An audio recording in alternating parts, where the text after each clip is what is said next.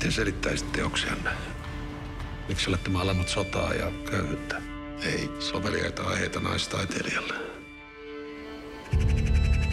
Kun taiteilija työskentelee, hän ei koskaan ajattele teoksiensa selittämistä. Inspiraatio tulee samanaikaisesti sekä sisältä että taiteilijan yli. Enkä myöskään pidä siitä, että minut leimataan juuri naistaiteilijaksi.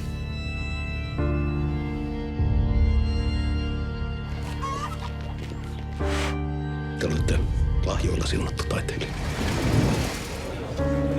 Me pidämme Heinarin kanssa huolen siitä, että myös muut tulevat jälleen ymmärtämään sen.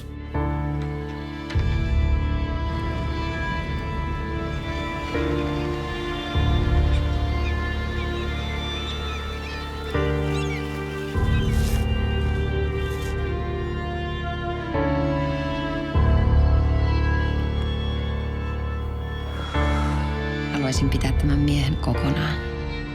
Kuin hammasharjan. Vain minun. Kun hän palaa, paljastan itseni.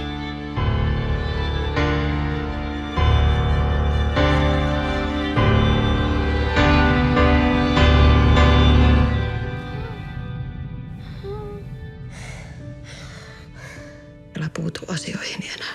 Uskotko, kun sanon, että tuhoan sinut? Jos teet niin, uskotko?